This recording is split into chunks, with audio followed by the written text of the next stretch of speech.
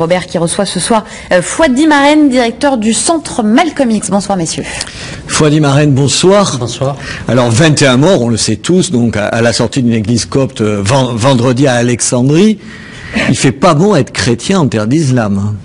Tout à fait. Ces derniers temps, les retours que nous avons de la situation des chrétiens d'Orient, c'est une situation dramatique, déplorable, condamnable à plusieurs niveaux, parce qu'avant tout, on ne tue pas les gens par simple plaisir parce qu'on est en opposition d'idées, on s'acharne pas sur une minorité et on contrevient complètement au principe même que l'islam enseigne dans le rapport à autrui, qu'on soit religieux ou pas. Mais ça fait des années que ça dure pour les Coptes en Égypte. C'est le dernier attentat, mais pas le premier malheureusement. Ça veut dire qu'il y a une violence endémique à l'égard de cette minorité chrétienne. Il n'y a pas qu'à l'égard de cette minorité chrétienne. Ça dépend des situations et des pays et des pouvoirs. C'est parfois les minorités chrétiennes, parfois c'est d'autres minorités musulmanes, parfois c'est des minorités athéo-laïques, c'est vrai. Mais ce qu'on retient le plus aujourd'hui, de par l'ampleur du drame et de la conséquence que ça peut avoir dans le monde, c'est effectivement il y a un acharnement contre les minorités chrétiennes, parce que justement on se dit qu'en touchant ces minorités-là, on peut déstabiliser encore plus les sociétés. Mais c'est dans une quasi-impunité. En plus, c'est ça qui exaspère les Coptes. Ils ont l'impression que leurs lieux de culte sont pas protégés, les enquêtes sont pas menées. Ça veut dire qu'il y a quasiment une volonté de l'État égyptien de passer ça aux pertes et profits et de pas mener les enquêtes, de pas faire ce qu'il faut. Tout à fait. Là, en l'occurrence, dans le cas d'Alexandrie, en l'occurrence, l'État égyptien a commis une grave faute, parce que, en connaissant la pression qu'il y a, les menaces d'Al-Qaïda, laisser un lieu de culte aussi important à un moment aussi important sans surveillance, c'est une grave faute. Et je pense que l'État égyptien devrait rendre compte devant les Coptes qui sont des citoyens à part entière en tant qu'Égyptiens et devant l'ensemble de la communauté internationale. Mais il n'y a pas un déni de réalité quand le président Moubarak parle à propos des 21 victimes sans jamais reconnaître que c'est des chrétiens Coptes qui sont visés. Est-ce que c'est pas une façon au fond de nier un vrai problème? En terre d'islam, il y a des gens qui ne supportent pas les minorités. Tout à fait, vous avez raison. Mais ça, on n'est pas à la place de M. Moubarak, on ne peut que le condamner sa position, bien sûr. J'étais parmi les premiers à condamner ce qui s'est passé le samedi matin, parce que tout simplement, c'est inadmissible. En connaissant la situation particulière de l'Égypte là où elle est, en connaissant la situation du Proche-Orient et la situation des minorités chrétiennes aussi bien en Irak, qui s'est développée aussi bien. Oui, parce qu'on a tous en tête l'attentat aussi. Tout à fait. En octobre, donc, le 31 octobre. Laisser ce jour-là aussi important, sans surveillance, un lieu de culte aussi important, c'est impardonnable. Mais vous comprenez l'exaspération qui monte. On a tous en tête aussi, vous savez, Asia Bibi, cette chrétienne au Pakistan, condamnée à mort parce qu'elle a bu dans un seau. Ses collègues musulmans disent que l'eau est devenue impure. Elle s'emporte après ça et aujourd'hui elle est condamnée à mort. Vous comprenez, ça concerne pas que l'Égypte. On a l'impression que c'est dans tous les pays musulmans. Tout à fait. C'est une situation, je ne le nie pas, c'est une situation qui est à condamner, qui a regretté profondément, parce que tout simplement, tant que le monde musulman ne renoue pas avec la démocratie, la liberté d'expression, on reviendra toujours faire ces malheureux drames qui touchent aujourd'hui les chrétiens, demain pourront toucher d'autres minorités. C'est un problème de démocratie ou c'est un problème religieux? Ça veut dire à ceux qui diraient et qui vous répondraient et qui vous montreraient du doigt en disant oui, mais c'est l'islam qui est violent, c'est l'islam qui produit ça, c'est dans les textes coraniques qu'il y a ça. Qu'est-ce que vous leur répondez à ces gens-là? Je ne vais pas entrer dans un débat théologique, mais moi je leur dis chiche la démocratie dans le monde musulman.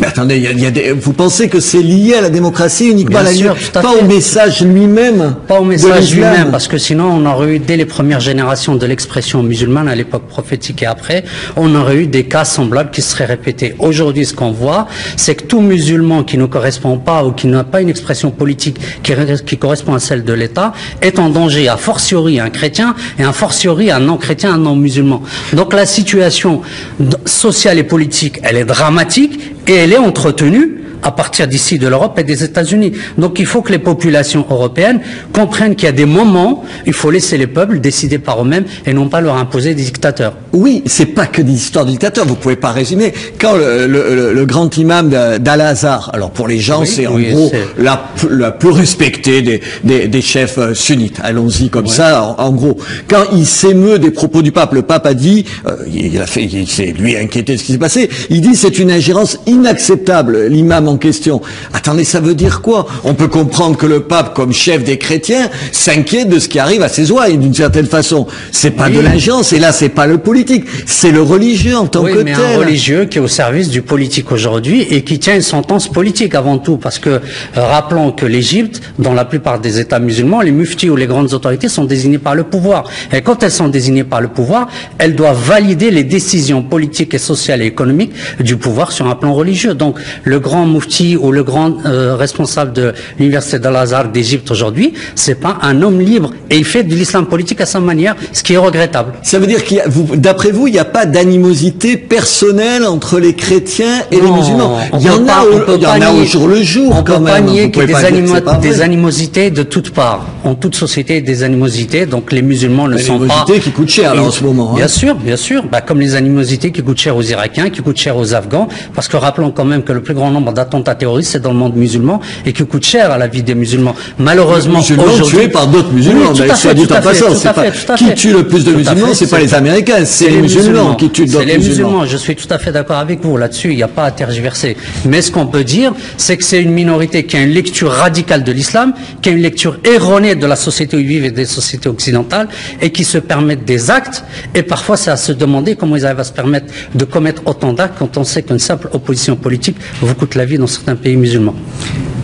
On vient ici à ceux qui vous disent, mais regardez, au fond, les musulmans ici réclament ce que chez eux, dans les pays musulmans, on ne donne pas aux minorités. Qu'est-ce que vous leur répondez à ces gens-là qui vous disent... Tout à fait, je comprends la réaction. Vous savez qu'il y a des gens qui se disent ça, mais dans les débats de tous les jours, dans le quotidien, on le rencontre. Vous l'entendez, bien sûr, mais il faut juste rappeler aux gens qu'on n'est pas chez nous là-bas, on est chez nous ici. Donc on ne va pas demander à un juif de rendre compte de ce qui se passe en Israël, à un protestant, à un évangéliste de ce qui se passe aux États-Unis. On est avant tout des citoyens.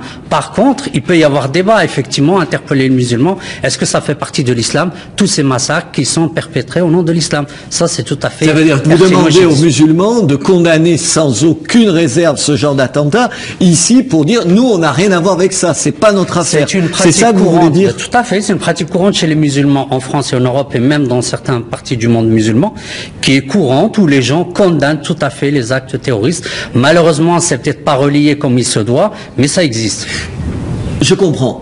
Reste que l'islam, ça fait peur d'en voir ça. Parce que pour les gens, ils se disent, regardez, vous avez vu ces attentats contre les Coptes, on l'a vu, vous le disiez en Irak, à Bagdad, on le voit dans d'autres pays, tout. Vous comprenez que les gens aient peur de l'islam aujourd'hui, ici, chez nous, en se disant, de ça, on ne veut pas? Mais on ne peut que comprendre, c'est tout à fait compréhensible dans la mesure où les gens... C'est pas de l'islamophobie, c'est simplement qu'ils ont peur, les gens, de ça. Entre la peur et l'islamophobie, pour moi, je distingue, c'est deux choses différentes. L'islamophobie, c'est la peur de l'islam au point de nous faire oublier qu'on doit respecter les principes de droit pour tout le monde. La peur qui habite les gens qui sont dans leur quotidien, ne sont pas forcément spécialistes, n'ont pas forcément le temps de comprendre l'islam.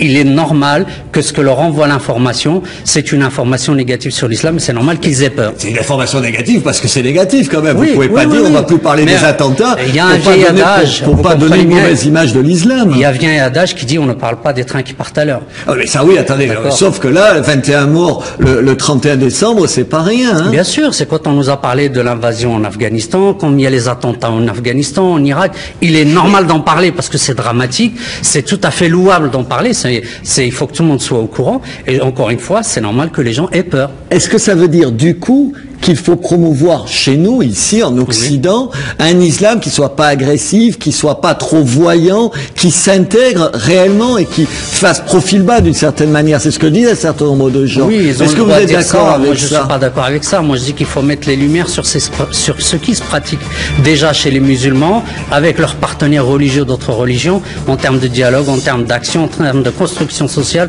au quotidien de la part des musulmans. Mais on a le droit de critiquer l'islam ici? Bien sûr. On a le droit de dire ce qu'on veut de l'islam ici? Ce qu'on n'a pas le droit, c'est de refuser le droit aux musulmans parce qu'ils sont musulmans. Mais on a le droit de critiquer le prophète? Tout à fait. On a le droit de dessiner des caricatures du prophète? On est en démocratie, il faut accepter le jeu. Et on a le droit de dire, comme Michel Houellebecq le disait, que c'est la religion la plus con. Ça vous choque ou pas? Oui, il a le droit de le dire, mais j'ai le droit aussi de répondre. Et vous avez le droit d'être choqué, mais il a le droit de le dire. Bien sûr, il a le droit de le dire. Tout à fait. Il faut qu'il puisse le dire. Bien sûr. Ici, comme dans les pays musulmans. Dans le Coran, le pharaon qui reconnaît pas Dieu est consigné toute son histoire en détail. Donc l'islam nous appelle à admettre qu'il peut y avoir des oppositions par rapport à nos idées, nos principes, nos philosophies. Donc là-dessus, tout individu a le droit de me dire l'islam, c'est une religion délirante, l'islam. Mais ce que je lui admets pas, c'est qu'au nom de ça, il m'interdise mes droits. Fouad Imaren, merci. C'est moi qui vous remercie.